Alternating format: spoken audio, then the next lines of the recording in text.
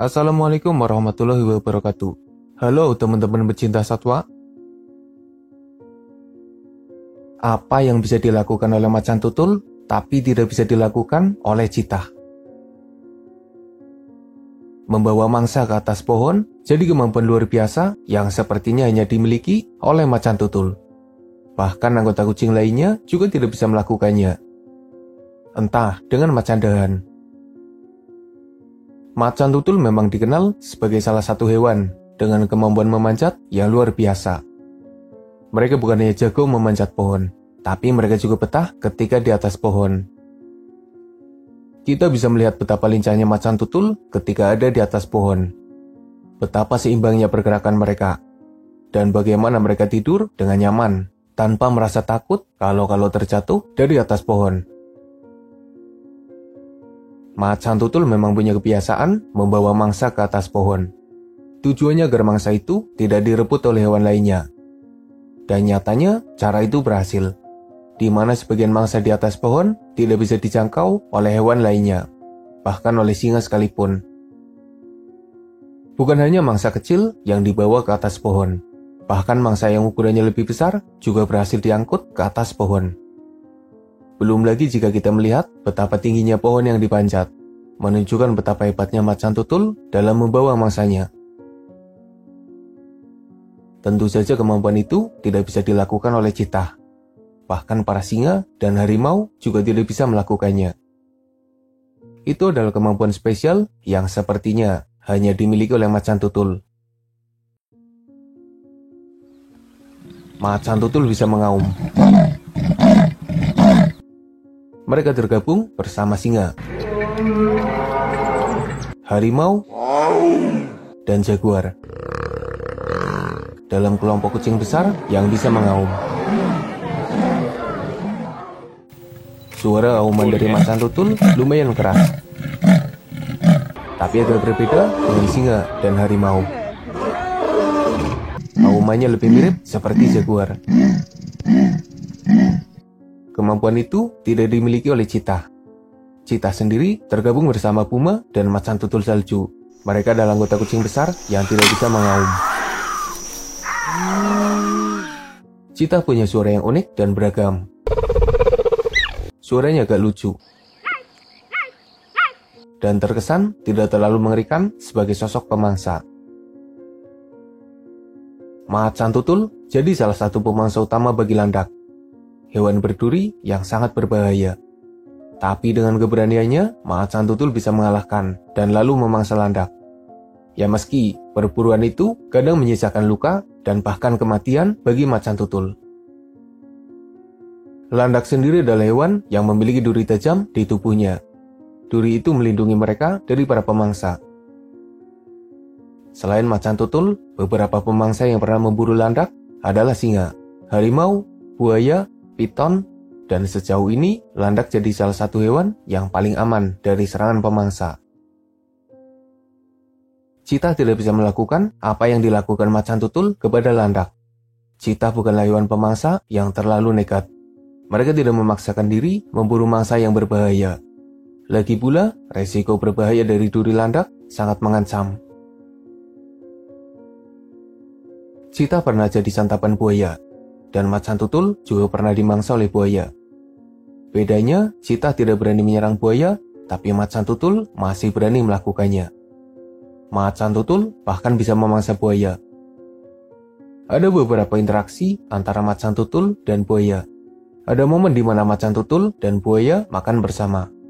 Ada momen di mana keduanya berebut makanan.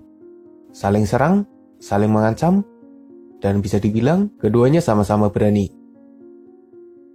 Dalam urusan menghadapi buaya, citah kalah jauh dari macan tutul. Macan tutul jadi salah satu kucing yang beberapa kali memburu ular. Jenis ular yang diburu adalah ular piton. Tapi beberapa jenis ular yang sebenarnya berbisa juga pernah berurusan dengan macan tutul. Seperti yang kita tahu, ular piton sangat berbahaya. Bahkan pemangsa lain juga bakal mikir 2 kali jika ingin bermasalah dengan ular piton. Gigitan serta belitan mereka sangat berbahaya dan tentunya mematikan. tapi macan tutul bisa mengalahkannya. Kemampuannya dalam mengalahkan piton seperti jaguar yang berhasil mengalahkan anaconda. Sementara cheetah sepertinya tidak ada interaksi dengan ular, entah yang besar atau yang kecil. Lagi-lagi, cheetah bukanlah tipe pemangsa yang nekat. Mereka enggan bermasalah dengan mangsa yang berbahaya. Cheetah dan macan tutul tidak terlalu suka memasuki air. Meski keduanya bisa berenang, tapi mereka jarang memasuki air, kecuali jika terpaksa. Sepertinya mereka enggan jika bulunya basah. Dengan kebiasaannya yang memang tidak menyukai perairan, menyebabkan cheetah jarang berinteraksi dengan hewan akuatik. Berbeda dengan macan tutul, ada kalanya mereka terpaksa memasuki sungai, tapi biasanya sungai yang tengah surut. Ada beberapa momen di mana macan tutul terpaksa memasuki sungai yang dipenuhi lumpur. Dengan belepotan, mereka memaksakan diri menangkap ikan, sepertinya ikan lele. Itu adalah menu makan siang yang tidak biasa. Dan cheetah tidak bisa melakukannya. Kita masih bisa menemukan orang yang berhasil menjinakkan cheetah, memeliharanya, dan bahkan mengajarinya seperti kucing rumahan. Cheetah bisa diajari oleh manusia dan jadi hewan peliharaan yang menakjubkan. Sementara macan tutul, mereka punya sifat yang buas dan susah dijinakkan. Jarang sekali ada orang yang berhasil memelihara macan tutul dengan menghilangkan sifat buasnya. Biasanya, macan tutul hanya dipelihara di dalam kandang, tanpa bisa dijinakkan seperti halnya cheetah. Sepertinya, mereka tidak bisa menghilangkan sifatnya yang buas dan membahayakan manusia serta hewan lain di sekitarnya. Dengan sifatnya itu, macan tutul memang tidak bisa dijinakkan, sehingga manusia terpaksa membiarkannya tetap bebas di alam liar. Atau jika dipelihara, biasanya hanya dimasukkan ke dalam kandang yang terpisah. Cheetah dan macan tutul hidup di habitat yang berdekatan di kawasan Afrika. Mereka jenis yang sama, dengan ukuran dan kemampuan yang tidak berbeda jauh. Dan sebagai bagian dari keluarga kucing, keduanya bukanlah hewan yang bisa bersahabat ketika bertemu. Jika keduanya bertemu, maka potensi pertarungan terbuka lebar. Ada banyak alasan pertarungan di antara keduanya. Mulai dari perebutan mangsa. Ini adalah alasan yang paling sering menyebabkan keduanya bertarung. Cheetah jarang berebut mangsa dari pemangsa lain, tapi macan tutul sering melakukannya. Dan cheetah jadi salah satu korban dari macan tutul. Alasan kedua adalah perebutan wilayah kekuasaan. Ketika salah satu memasuki wilayah kekuasaan yang lain, maka pertarungan jadi penyelesaian akhir yang biasanya diambil. Siapa yang menang, maka berhak atas wilayah kekuasaan itu. Alasan lain adalah ketika macan tutul kelaparan dan hanya menemukan cheetah. Dalam situasi itu, macan tutul jadi sosok yang sangat berbahaya. Cheetah tidak memangsa macan tutul. Cheetah merupakan pemangsa yang pemilih. Jenis mangsanya hanya hewan-hewan tertentu. Biasanya mangsa berukuran kecil hingga sedang. Sementara macan tutul akan memangsa semua hewan yang berpotensi jadi mangsanya. Dan cheetah beberapa kali dimangsa oleh macan tutul. Macan tutul melakukan serangan yang mengerikan, menyebabkan cheetah tidak berdaya. Dan macan tutul akan memangsa cheetah yang berhasil dikalahkan. Itu adalah pemandangan yang mengerikan. Dan sepertinya masih ada banyak perbedaan kemampuan antara cheetah dan macan tutul. Macan tutul punya beberapa kemampuan yang tidak bisa dilakukan oleh para cheetah. Tapi bukan berarti cheetah jadi sosok yang kalah segala-galanya dari macan tutul. Setidaknya cheetah punya kecepatan yang tidak bisa diimbangi oleh macan tutul.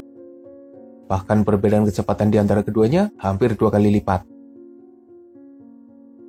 Cheetah sendiri kadang terlihat hidup bersama dalam suatu kelompok kecil. Sementara macan tutul terlalu soliter dan jarang hidup bersama. Induk cheetah bisa saja melahirkan banyak anak. Sementara macan tutul biasanya hanya melahirkan 1 atau 2 ekor bayi. Perlindungan dari induk cheetah juga lebih agresif daripada induk macan tutul, menyebabkan cheetah kecil lebih terlindungi daripada macan tutul. Apakah kamu punya tambahan informasi mengenai kemampuan macan tutul yang tidak bisa dilakukan oleh Cheetah? Atau kemampuan Cheetah yang tidak bisa dilakukan oleh macan tutul? Jika ada, silahkan berkomentar. Semoga bermanfaat. Makasih udah nonton. Mohon maaf jika masih banyak kesalahan.